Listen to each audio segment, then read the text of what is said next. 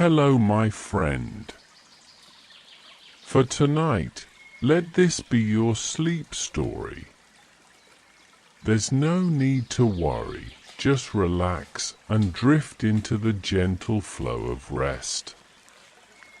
Let the quiet rhythm of the sea, the whispers of the waves, and the soft glow of moonlight on the water guide you into a peaceful sleep. You don't need to do anything, just allow yourself to let go. Close your eyes, breathe deeply, and feel the calm wrap around you like a soft, comforting blanket. Let the world fade away and sink into the serene embrace of dreams.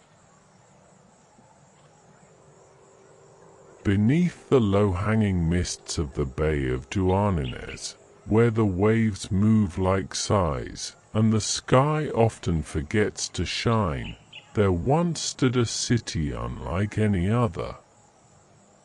They called it Cur is in the tongue of the land. A city dreamed into being between the hush of the sea and the hum of forgotten gods. She rose from the water like a vision, her towers shimmering like polished silver under the ever-clouded sky. Wrapped in a great protective dike, crafted by the will of King Gradlan and the wisdom of holy men, YS was safe from the eternal pull of the sea. The tides, though powerful, could not touch her. Not without the key. Not without invitation. It was said that YS had been gifted to the people by the sea itself, a reward for their piety, their song, and their sorrow. Her streets were wide and paved with smooth stones that glistened like dew even at night. Shells whispered beneath the heels of passing merchants. The scent of salt and wind filled every breath. Golden spires caught the dim light of distant stars, and lanterns burned with flames enchanted to flicker gently, no matter the storm. At the heart of YS stood the palace of Gradlan the Great, a king both revered and loved. His hair had gone white with the passing of many winters, and yet his bearing remained strong.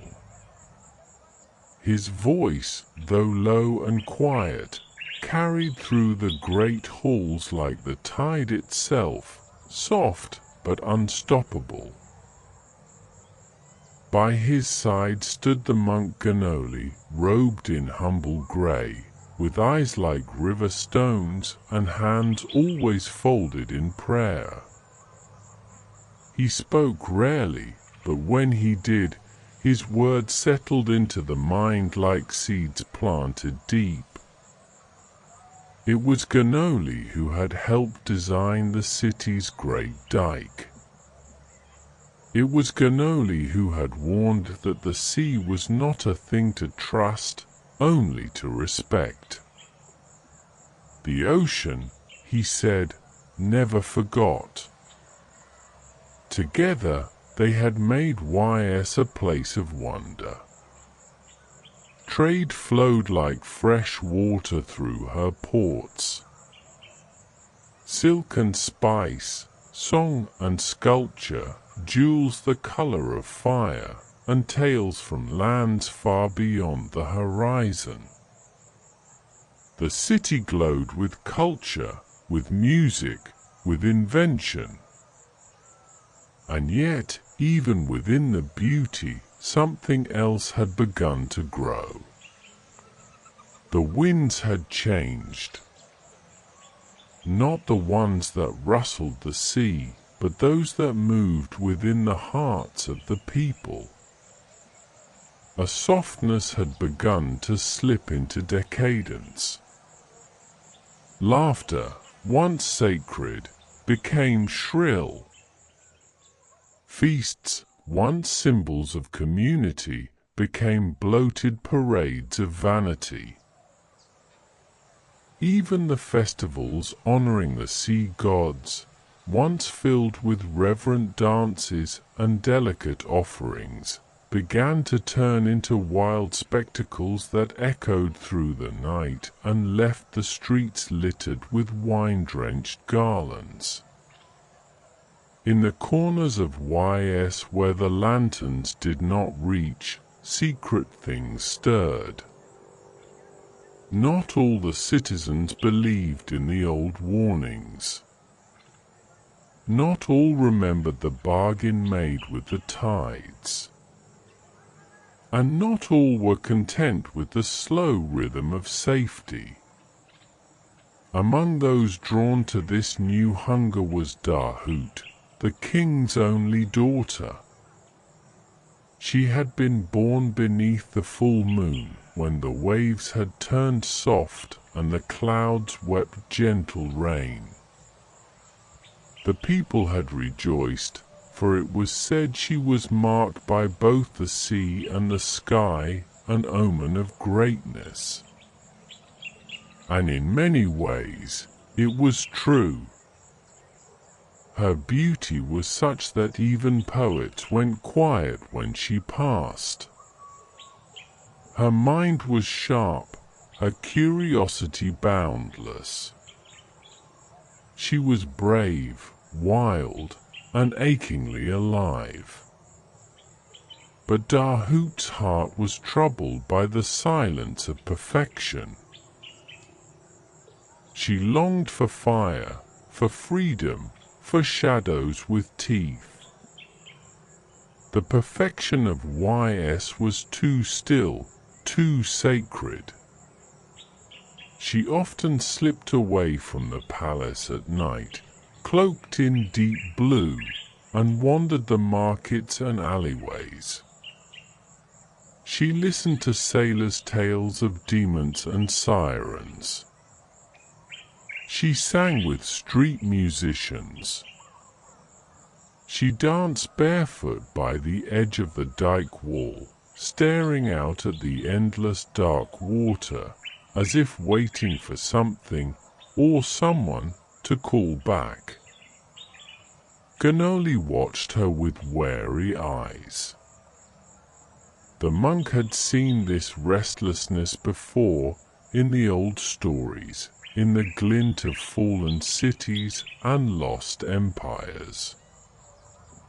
He warned Gradlin gently, speaking of vigilance, of temptation. But Gradlin, with a father's weary love, only smiled. "She is young," he said, "and full of flame. The sea cannot take her. Not while I hold the key." The key! It hung from a silver chain around Gradlin's neck, hidden beneath his robes. It was carved from the branch of an enchanted oak and lined with threads of gold. This key alone could open the floodgates that held the sea at bay. Without it, YS was safe. Or so they believed. The sea, however, does not sleep. It remembers every gift it has given, and every debt. It watched Dahut with interest. It listened to her footsteps on the stones.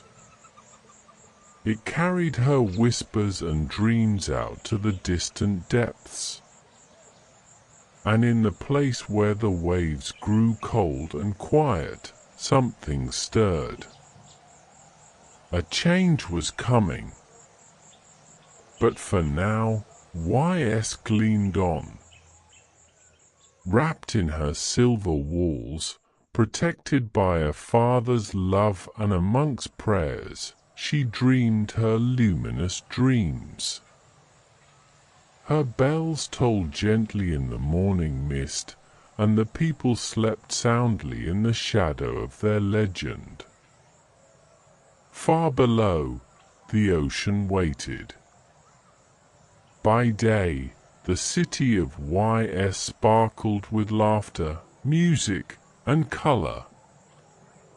But by night, it changed. The lanterns flickered dimmer, the stones grew colder, and the sea whispered just a little louder. And it was in the night that Dahut truly lived. She would wait until the palace had quieted, until her father's deep breathing echoed softly from the royal chambers, and the old guards began to doze beside their torches.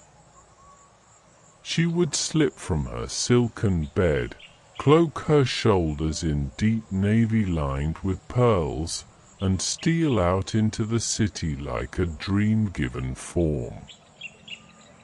The people loved her, at least, by the light of day. They adored her clever words and bright smile, the way she wore her royal jewels with the careless ease of a goddess. But at night, few knew where she went, or what she sought in the silent corners of YS.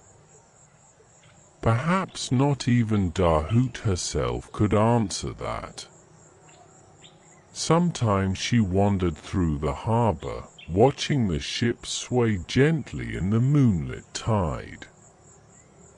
She would kneel by the water, her fingers trailing along the surface, feeling the pulse of the sea like a heartbeat beneath her skin. Other times, she strolled through the high marble halls of the Temple of the Winds, where echoes carried old chants in their bones. She would run her hands over ancient stone and wonder at the gods the people no longer feared. But most often, Dahut climbed. There was a narrow stair carved into the southern cliff, secret and spiraling, half consumed by moss and mist. At the top of it stood a lone watchtower, abandoned now, for no danger had approached YS in decades. From this height, Dahut could see the entire city unfurled below like a silver tapestry. The dike stretched out like the arms of a sleeping giant, keeping the sea at bay, and beyond them only darkness. The ocean rolled endlessly into the horizon, black as ink and just as unreadable. It was here, in this secret place between sea and sky, that Dahut came to think.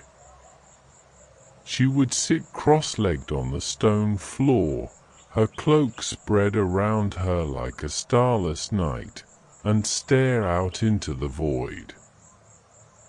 Sometimes she sang to it soft lullabies remembered from her childhood, or wordless melodies that slipped from her lips like sighs.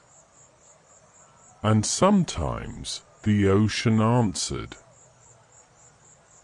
not in words, not quite, but in the way the air stilled or the moonlight shifted across the waves. In the distant splash of something just beneath the surface. In the echoing hush that filled her ears like the pause before a secret. It was on one such night, with the moon heavy and full above her, that Dahut saw it for the first time, the mirror. It wasn't made of glass or silver, though it shimmered like both. It lay at the very edge of the world, just past the dike, where the sea flattened into a perfect stillness, untouched by wind or current. There, the moon cast its full reflection, unbroken and endless, like a portal into another world. A twin moon, glowing deep within the water, brighter than the stars.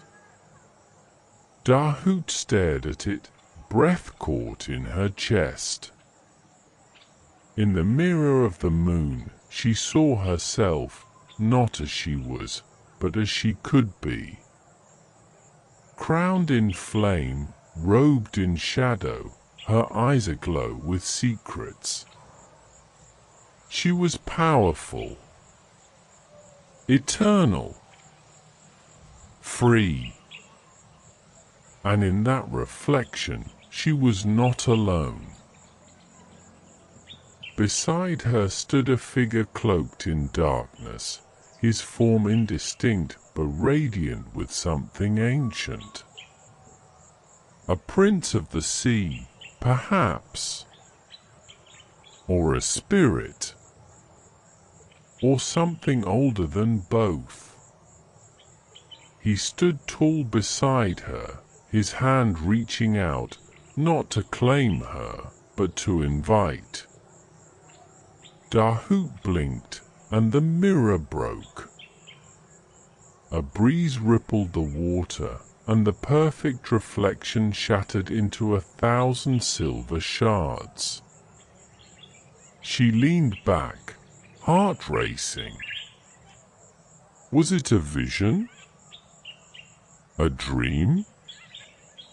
Or something called forth from the deep by her own longing?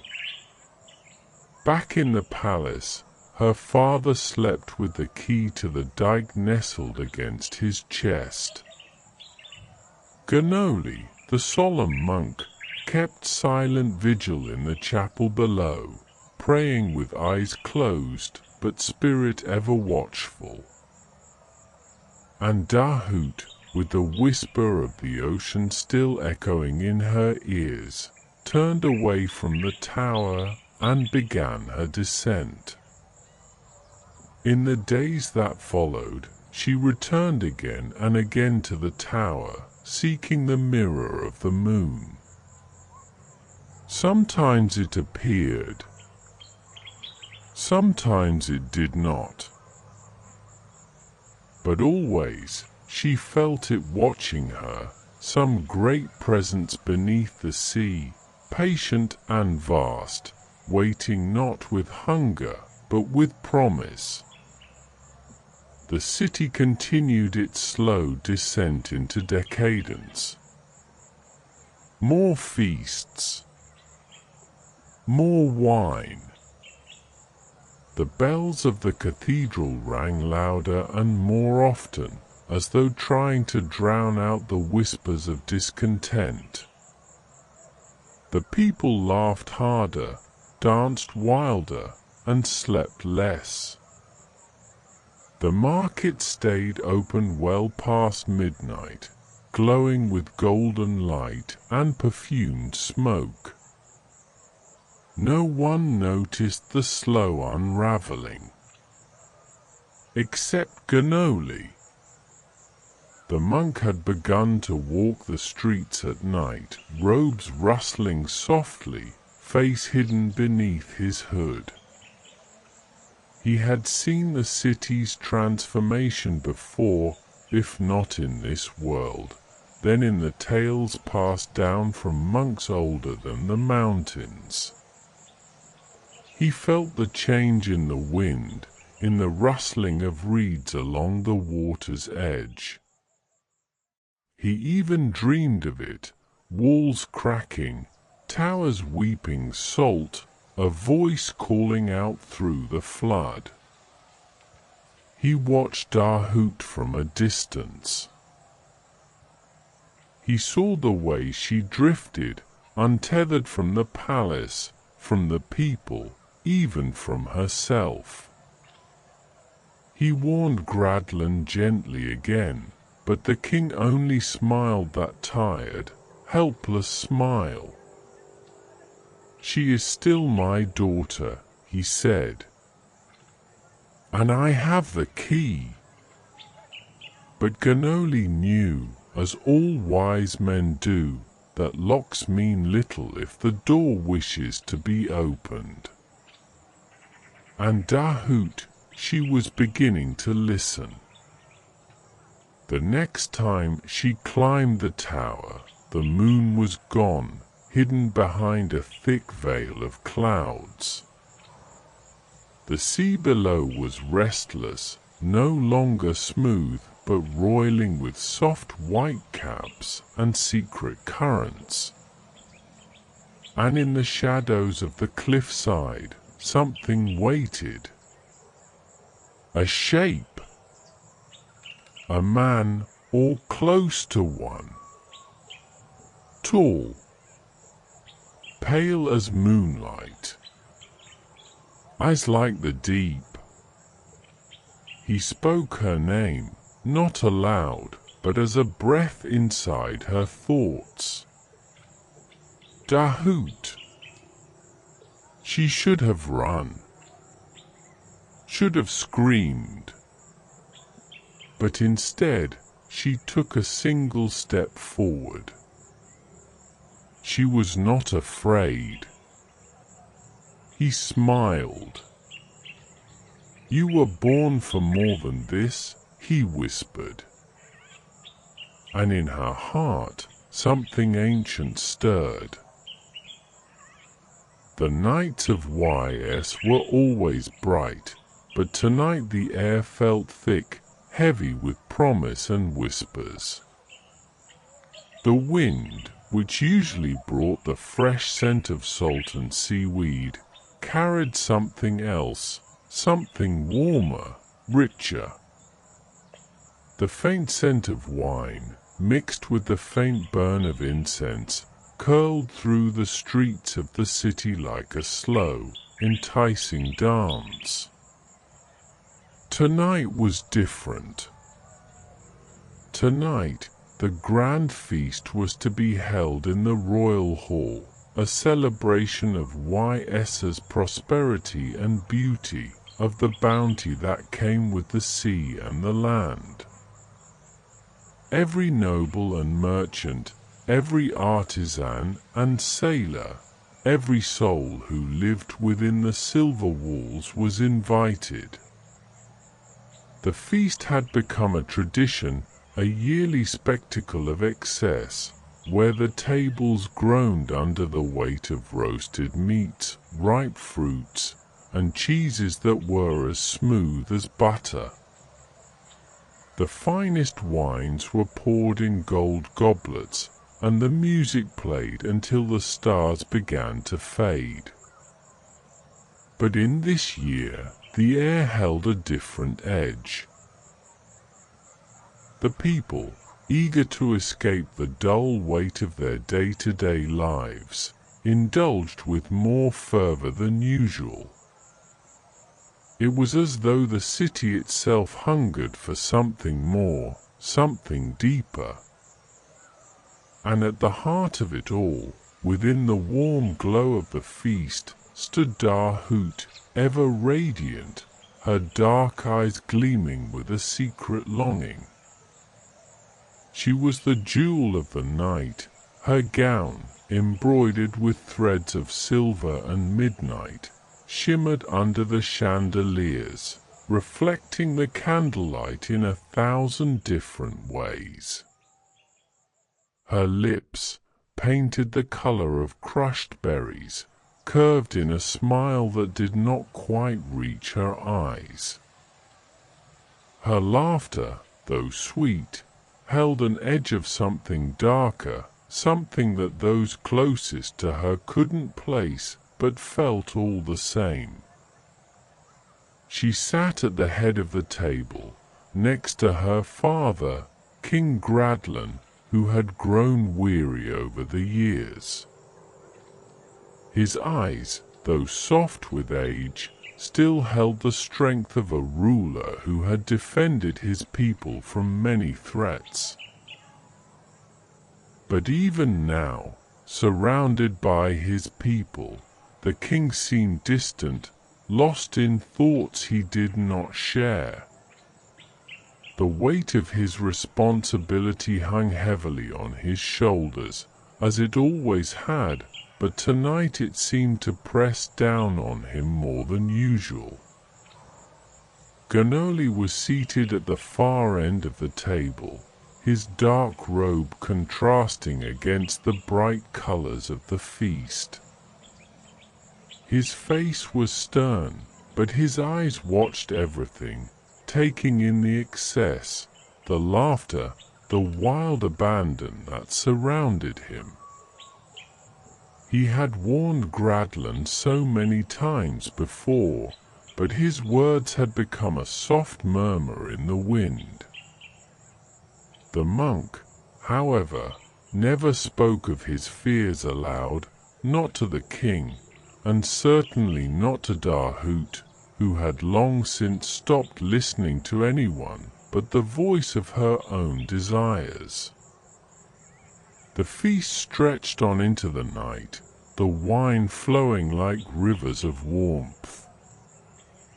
Dancers swirled in the center of the hall, their bright dresses flashing like fire. Musicians played lilting melodies on harps and flutes, the notes light and playful, but with an undertone of something darker. The air was thick with the fragrance of spices and roasted meats, mingling with the faint smell of the sea that never left the city. But beneath the revelry, there was a tension, a barely perceptible shifting in the mood.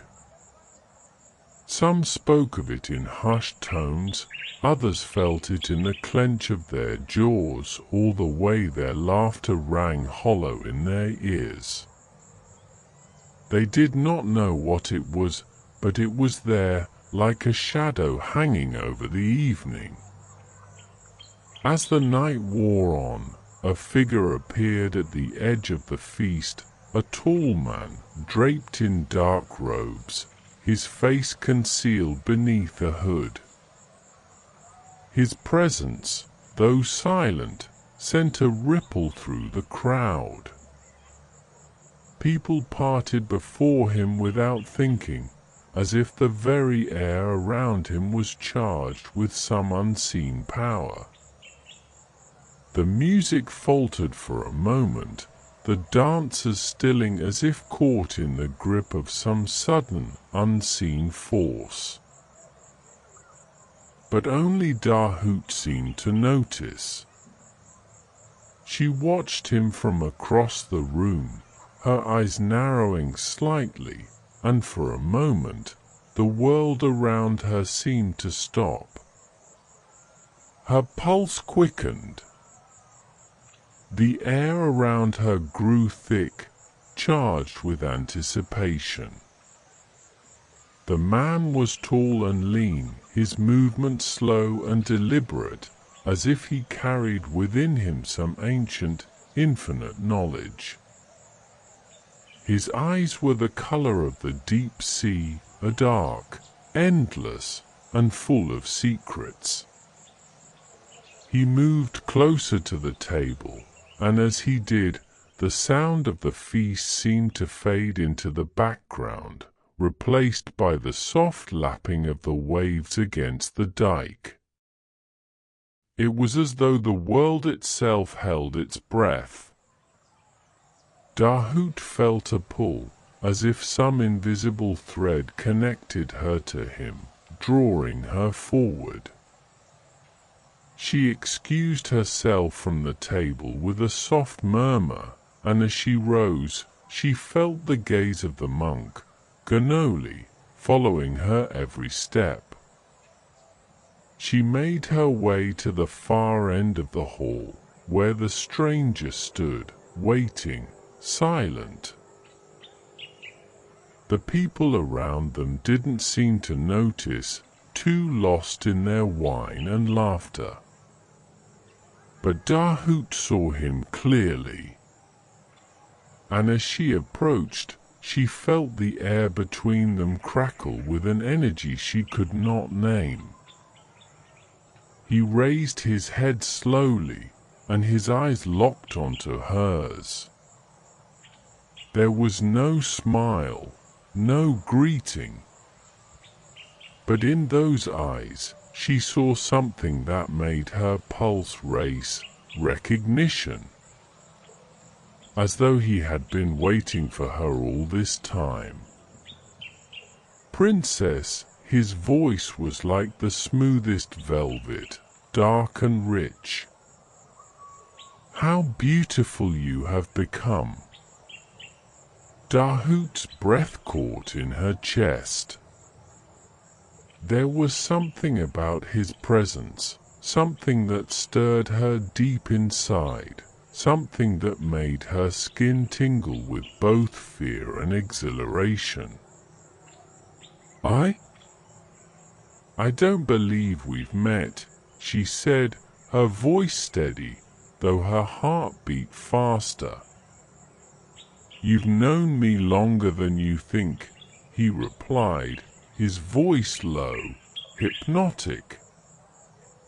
"The sea speaks to those who listen, and I have been listening for you." The words hung in the air between them like smoke. The man's smile was faint but knowing, as though he understood a secret that she had not yet discovered. The music resumed behind them, but the sound seemed far away, muffled as if underwater. "You are the daughter of the king, and yet," the man continued, taking a slow step toward her, "there is something more to you. Something that calls to the deep. Something that calls to me." Dahoot swallowed hard. She should have walked away.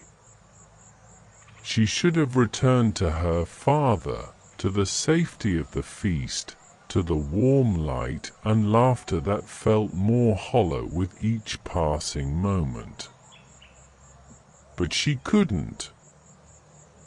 "Who are you?" she asked, her voice barely above a whisper, a thread of something darker creeping into her tone. His lips curled into a slow, knowing smile. "I am one who has been waiting, princess. Waiting for you to understand.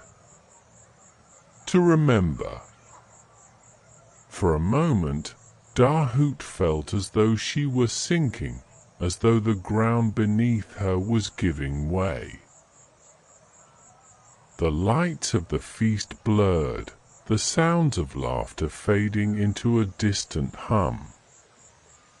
All that was left was him and the deep pull of the sea that whispered in her veins. "Remember what?" she whispered, her breath catching in her throat.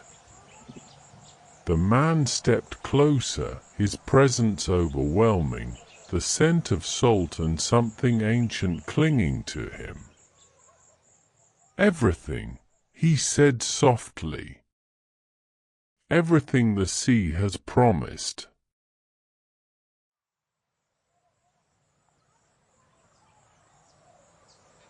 The morning after the feast, the city of Ys woke with the echo of forgotten dreams still lingering in the air.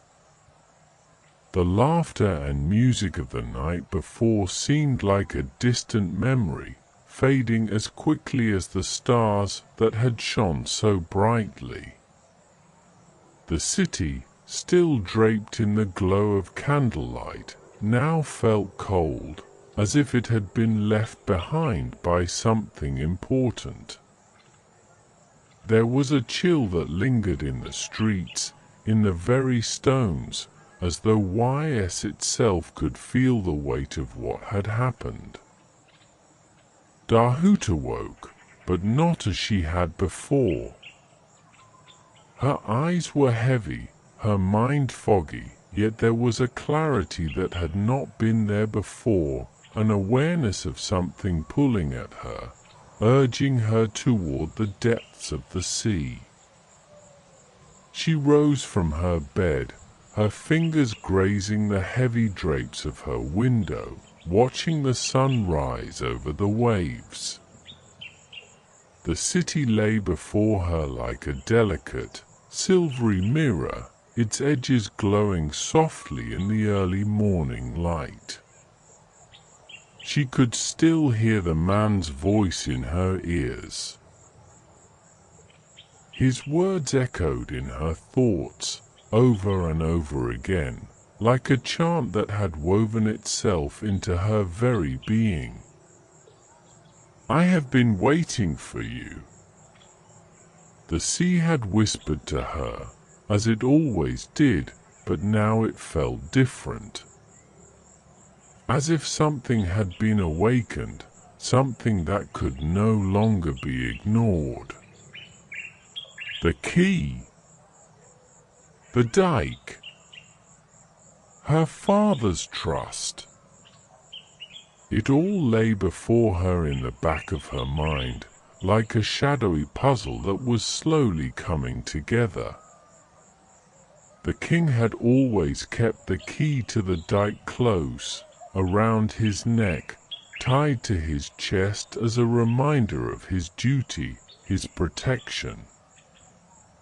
But now the key felt like an invitation, an offering to something larger than herself. Her heart raced at the thought of it. The key. The gate. The sea. She dressed quickly, her thoughts swirling. Her fingers brushed against the edge of the silk of her gown, and she turned, walking toward the door. But before she left, she hesitated.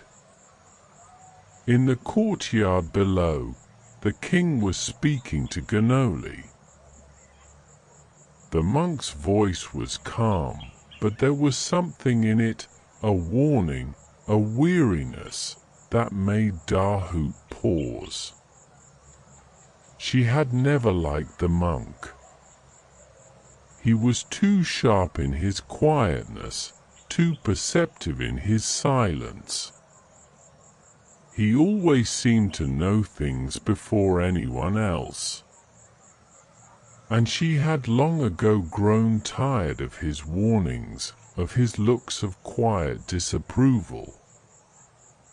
He was one of the few who still saw her as she was, not as the daughter of a king, but as something else, something dangerous. She descended the stairs slowly, her steps soft against the cool marble. She could hear their voices growing louder as she approached the courtyard. Gradlin was speaking, his tone heavy with concern. "Ganoli, I sense a change in my daughter. It's not just her spirit, but something deeper. She is restless." The monk's response was quiet, almost drowned by the sound of the waves crashing gently against the dike. "You know the sea, King Gradlin. You know it better than anyone else. But sometimes, even the greatest of protections cannot hold forever." The king paused, a look of deep sadness crossing his face. "You believe it, don't you? That she is being drawn to it?" "I do," Ganoli said softly. "The sea speaks, Gradlin." and it has spoken to her. Dahoot, hidden in the shadows of the palace stairwell, could feel her pulse quicken. She hadn't meant to overhear this. But now that she had, she understood something. The king's words, though laced with love and concern, were tinged with something else, fear. He feared for her. And for the city. She could hear it in his voice, the quiet tremor of someone who had known safety for too long, who had spent years building walls against the inevitable. But the sea was inevitable. Her heart raced with a kind of excitement that she didn't fully understand. It wasn't fear, not exactly. It was something more like hunger, a need to know, to feel, to step beyond the borders that had been drawn around her since birth. She turned and made her way back to her chambers, her mind racing with the possibilities. That evening, as the sun dipped beneath the horizon, casting a rich golden glow over YS, Dahoot found herself alone in the quiet courtyard. The streets of the city were calm, the revelry of the feast long gone, and there was an eerie stillness in the air, one that made her skin prickle. She reached into her gown, her fingers brushing against the cool, smooth metal of the key that had been hidden beneath her clothes. It was warm to the touch, as though it had been waiting for her, and her breath caught in her throat as she held it in her palm. It felt lighter now, almost weightless, as though it had been waiting to be set free. As she stood there, the sea breeze brushing against her skin, she felt something stir inside her, something that had always been there but had never truly been acknowledged. The call of the ocean was louder now, more insistent. The whispers from the depths seemed to wrap around her like a cocoon, urging her to step closer, to give in. She could feel the walls of YS, the protective dikes that had held back the sea for so long, beginning to tremble. The city, for all its grandeur and beauty, felt like it was teetering on the edge of something vast and unknowable. The sea, as it always had, beckoned her forward.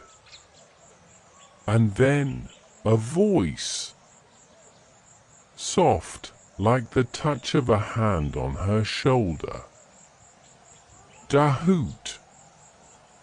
She turned quickly, her heart leaping in her chest, and there, standing in the shadows of the courtyard, was the man from the feast, the one who had spoken to her under the moonlight. His eyes were the same as they had been that night, dark, endless, full of promise. "You've come," he said, his voice barely a whisper. "I knew you would." Dahoot's breath caught in her throat. I don't understand," she whispered. "What is this? What do you want from me?" The man took a step forward, his presence enveloping her, as if the very air around him was charged with power. "I want nothing from you, Dahoot. I want you to understand what has always been within you. The sea is your true home. The city is not. Her hand clenched tighter around the key, its edges digging into her palm. I can't betray my father, my people. He smiled, but it wasn't a smile of cruelty. It was a smile of knowing.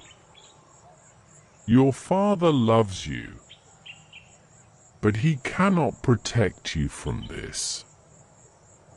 You are bound to the sea, to its depths, to the dike, to the gate. All you have to do is open it. Dahut stood frozen, the key heavy in her hand, the sea calling to her with an irresistible force. The man's words were a temptation she could not resist, a pull she could not deny. The key, the dike, the gate, and beyond it, the ocean waiting for her. Take it, he whispered. Take the key and open the gate. The sea will be your kingdom, and I will be your guide. Dahut stood at the edge of everything she had known, her heart pounding in her chest. The choice lay before her, as vast and endless as the ocean itself. The morning after the moonlit encounter felt as though the world had shifted beneath Dahut's feet.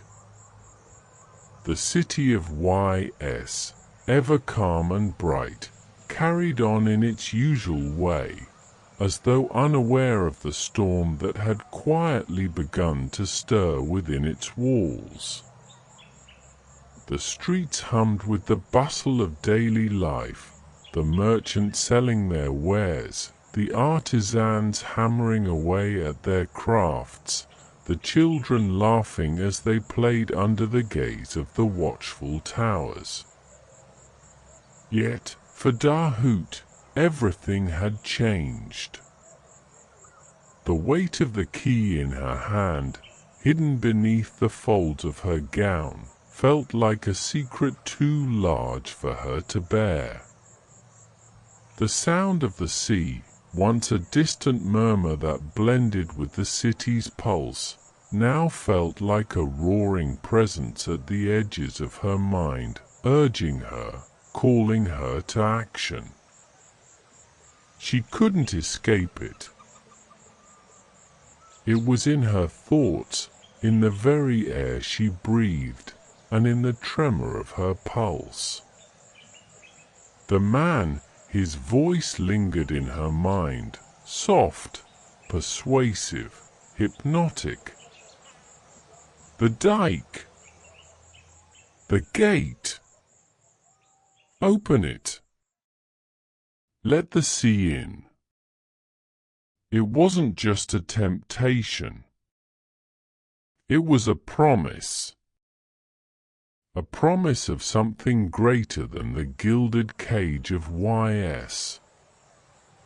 A promise of freedom, of power, of the vast, endless ocean that had always whispered its secrets to her in the night.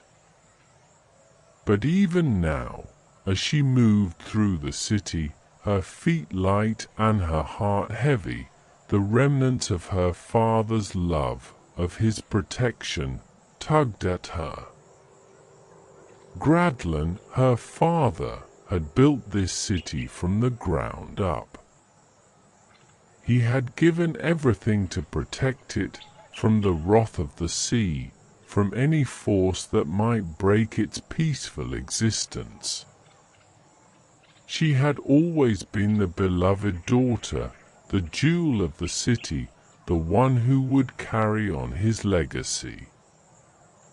And yet, The whispers of the sea tugged at her soul with an undeniable force. Was she truly the daughter of Y.S., or was she something more, something older, something bound to the ocean? As the hours passed, the pull grew stronger. She knew where she was headed. The dike, the heart of Y.S.'s protection, stood at the edge of the bay, guarding the city from the dark, frothing waters. It was a mighty barrier, built by Gradlin himself, a monument to the king's unwavering love for his people and his daughter. The key, heavy in her pocket, hummed with a quiet anticipation, as if it had been waiting for this moment, waiting for her to take the final step. Dahoot's path through the city took her to the palace gates, the grand entrance that stood at the foot of the hill where the king's hall overlooked the bustling streets below. She passed the guards without a second glance, her movements fluid, her mind set on the task before her. Ganoli had sensed it too, she knew. The monk, ever watchful, had seen the restlessness in her eyes, the flicker of something far more ancient than mere discontent. He had been a constant presence in her life, his stern gaze always reminding her of her father's love, of the duty she held as the daughter of Y.S. But Ganoli did not understand. He could not see the truth that lay beyond the city walls, the truth that had been calling her for so long. The dike stood before her now, the great wall that held back the ocean. Its stones were worn smooth by the relentless caress of the waves, but they stood tall and firm, a barrier that had kept the city safe for as long as anyone could remember. It was beautiful, in its own way, strong and unyielding, like the city itself. And yet, as Dahoot stood before it, she felt something else, a crack, a fissure deep within the earth beneath her feet. It was as though the city itself was holding its breath, waiting for the moment when the dike would fall, waiting for her to choose. She reached for the key. Her fingers trembled as she held the smooth metal in her palm. It was cold to the touch, its surface gleaming like polished silver under the fading light of the afternoon. She closed her eyes for a moment, breathing in the salty air, the taste of the sea sharp in her throat. The key had always been her father's. It had always been a symbol of his protection, of his love for the city and for her. But now it felt like something else, something that had no place in the world her father had built. It's mine now, she thought, the realization settling in her chest like a storm cloud. I am the one who holds the key. I am the one who decides. With a deep breath, she slipped the key into the lock. It turned with a soft click, a sound that reverberated through the very air, like a signal, like a bell tolling in the distance. The ground beneath her feet seemed to tremble. A low, distant rumble echoed from the depths of the sea, as though the ocean itself were stirring in its sleep, awakening from centuries of slumber. The wind picked up, whipping the edges of her gown around her legs, carrying with it the scent of salt and something darker. The sea was moving. The dike, once a steadfast guardian, now seemed like a fragile barrier, on the verge of breaking. The water, which had always lapped against its base, now surged forward in angry waves, as if it recognized the key that had been turned, the seal that had been broken. Dahoot stepped back, her heart racing. The key had done its work. The sea was coming. She could hear it now, the thunderous rush of water pushing against the walls, the roar of the waves that grew louder with each passing second.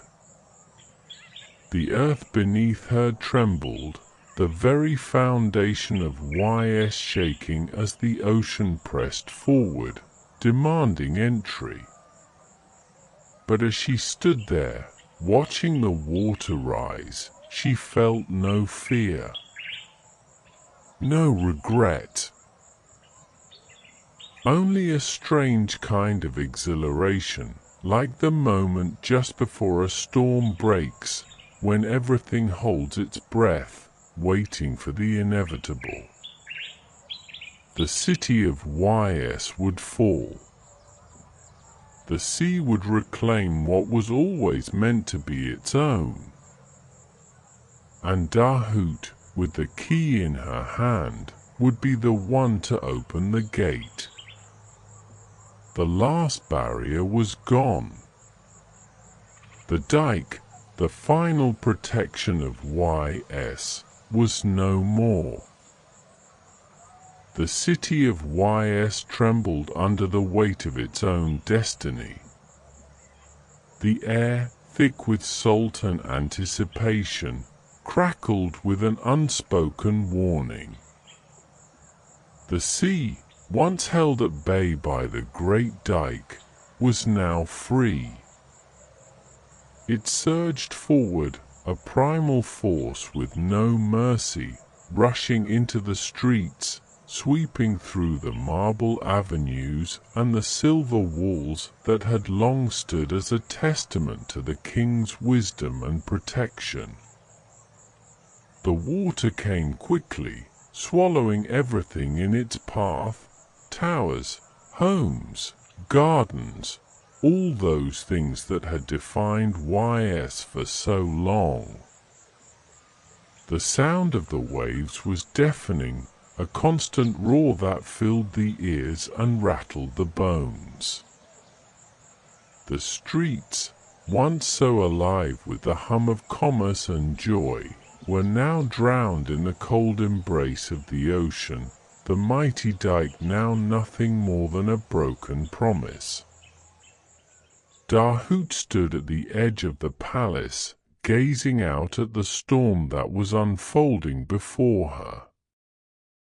She watched, almost detached, as the waves rose higher, higher than any tide she had ever seen. The water surged over the city's walls, pouring into the heart of YS with an unstoppable force. The streets were submerged, and the city's once proud buildings began to crumble under the weight of the sea. The sea had claimed what was always meant to be its own. But Dahoot felt no fear, no regret. In the distance, she could hear the frantic shouts of the people, men and women, children, all scrambling in vain to escape the rising floodwaters. The cries echoed through the city, but they were distant, muffled by the sound of the waves.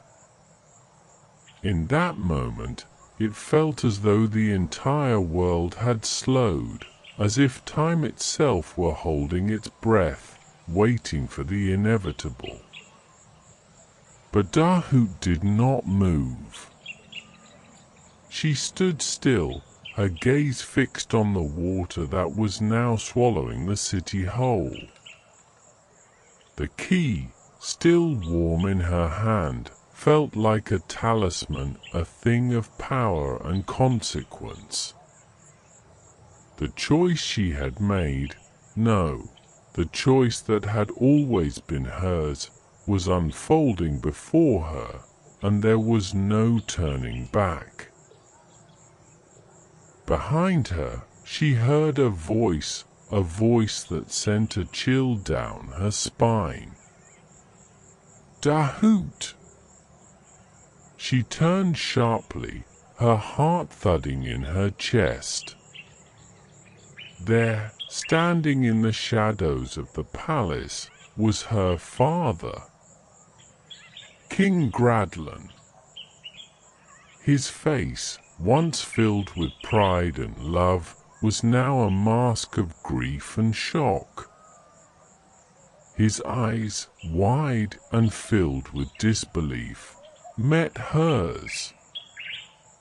"What have you done?" he whispered, his voice raw, a mixture of pain and horror. Dahut's breath caught in her throat.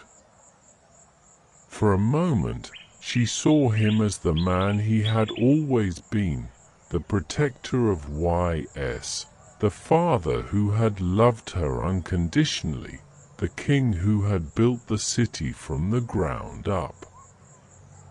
She saw the anguish in his eyes, and for a brief, fleeting second, doubt flickered in her heart.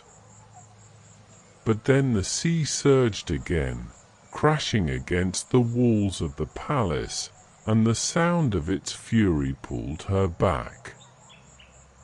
She looked at her father, her chest tightening with a strange, almost painful clarity. "I didn't do this, father," she said softly, her voice steady but distant. "I only opened the gate. The sea, it was always meant to come." King Gradlan's face contorted with anguish. "You have doomed us all." His voice broke, and his hand reached out to her, desperate, pleading. "You have betrayed us, Dahut. You've betrayed me, and the city.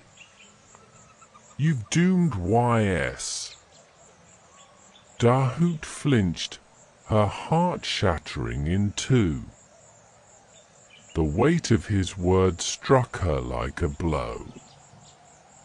She had never imagined that the moment would come when her father's love would turn to such deep sorrow, such anger. But she had known, deep down, that it would. She had chosen the sea over everything else. She had chosen it over him. And now, the price was being paid. The waves were rising faster now, crashing against the palace walls with such force that the ground beneath her feet began to tremble. Gradlan's words were lost in the cacophony of the storm, his voice fading like a shadow in the midst of the flood. For a moment, Dahut closed her eyes, letting the sound of the waves fill her ears, letting the pulse of the sea thrum in her veins. She had opened the gate. She had freed the ocean, and with it, she had set in motion the end of YS. But even as the water crept up to her ankles, as the tide surged higher, there was no panic within her. There was only a strange calm, a certainty that she had done what was always meant to be. The sea would reclaim what it had long been denied. YS was never meant to stand, to remain. It was only a fleeting dream in the face of something eternal. The ocean would wash it all away, and with it, the walls that had kept her prisoner. But then a different sound reached her ears, a sound she hadn't expected. It was not the roar of the ocean, nor the cries of the city, but something else. A voice. A voice, familiar and desperate. Dahoot! She turned once again, her heart breaking at the sight before her.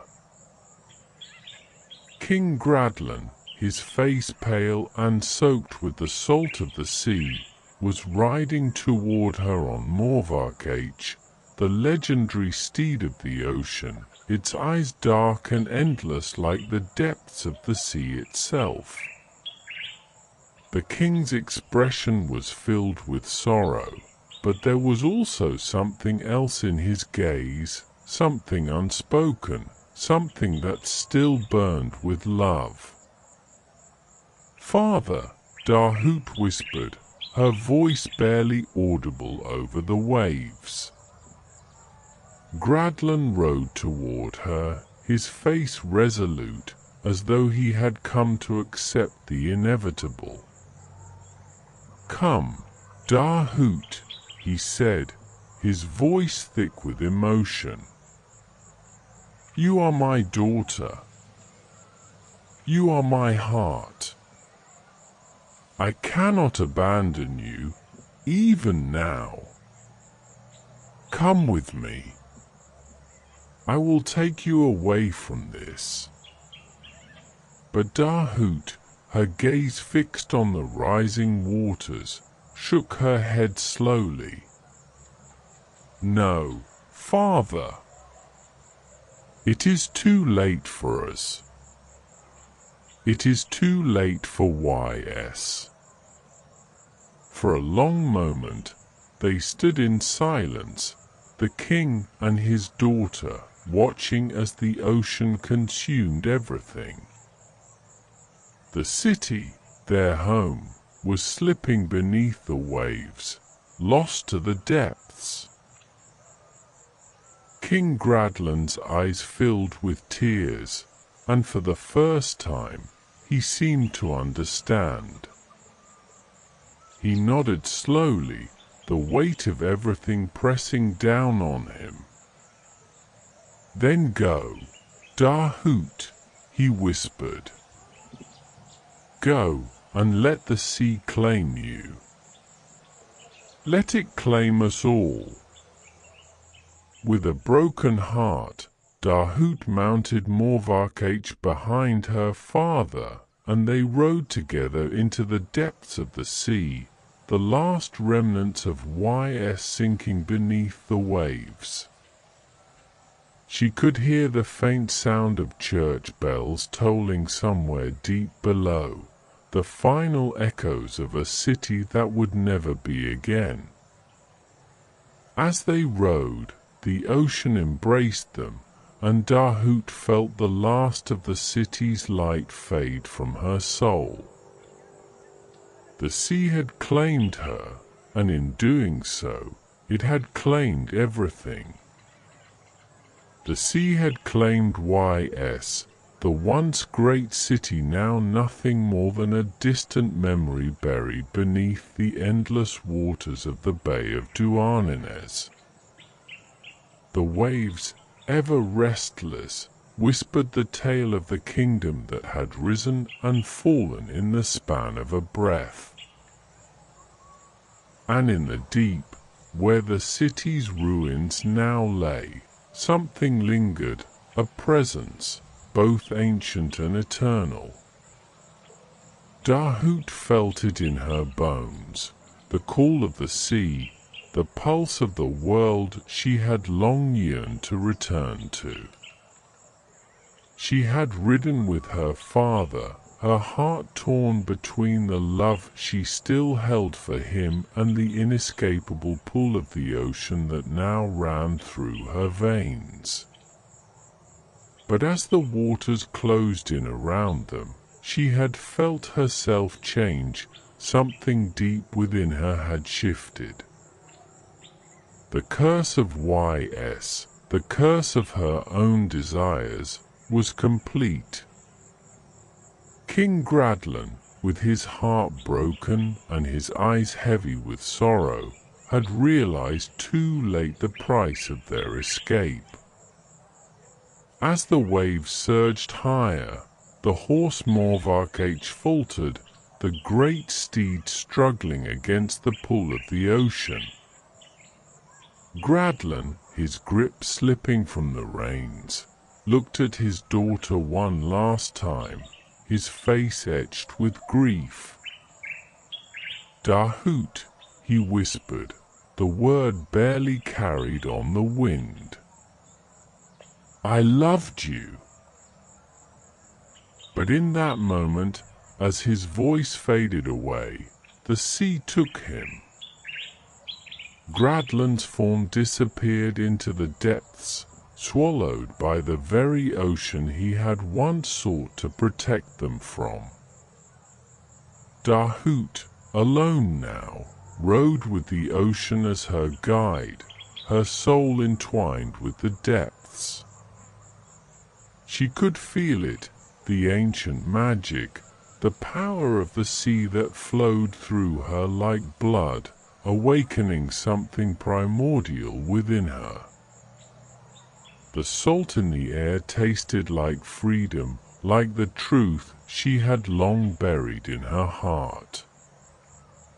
She was no longer the daughter of YS. She was something else, something born from the very water that had destroyed her home. And then, as the full force of the ocean took hold of her, she felt her body change. Her legs, once human, twisted and merged into a long, sinuous tail, shimmering with iridescent scales. Her hair, dark as the night sky, flowed behind her, floating like tendrils in the water. Her eyes, once full of human sorrow, glowed with an eerie, otherworldly light. Dahoot had become the siren of YS. At first, the transformation felt like a curse, a cruel punishment for the choices she had made. But as the days passed, and as she swam through the sunken streets of her city, the waters embracing her with their cool caress, Dahoot understood. She was free. Free in a way that no mortal could ever be. The sea spoke to her, its voice gentle yet commanding, like a mother's lullaby and a storm's rage all at once. It told her of the endless depths, of the forgotten cities lying beneath the waves, of the ships that would one day sail over the ruins of YS, unaware of the spirits that lingered below. But Dahoot's voice had changed too. It was no longer her own. It was the sea's voice, the voice of the deep, of the waves that called to the hearts of sailors who would dare approach the submerged city. She sang her song now, a haunting melody that echoed through the waters of Douarnenez, a song that would never be forgotten. It was a song of loss, of love, of the city that had been. Her voice carried, rising through the waves, reaching the ears of those who ventured too close, luring them with promises of forgotten treasures and lost secrets. The sailors, lost in the beauty of her voice, would hear nothing but her song. They would sail closer, drawn toward the hidden dangers that lay beneath the calm surface. The city of Ys would forever haunt the sea, its memory carried by Dahoot's song, which wove through the waves like an eternal thread. The sea, with its deep blues and dark greens, became her kingdom, and she, the ruler of the depths, the siren whose beauty and sorrow could never be matched. But with every sailor she led to their doom, Dahoot felt the weight of her past, the faces of those who had once loved her, now lost beneath the waves. The sea was her home, yes, but it was also her prison. She had opened a gate, she had freed the ocean, and in doing so, she had lost everything. Yet, as the sun set over the Bay of Douarnenez, casting a golden light over the waters, Dahoot found a strange kind of peace. The waves lapped gently at the ruins of Ys, and in the distance she could hear the soft, distant toll of church bells ringing from beneath the water. It was a reminder, a memory of the life she had once known, the life she had left behind. And there, in the quiet of the deep, she sang her song one last time, a song of Ys, of her father, of the city that was no more. It echoed through the centuries, forever carried on the currents of the ocean, a lullaby to those who dared to listen. Ys was lost, but its story would live on, as long as the sea itself remained.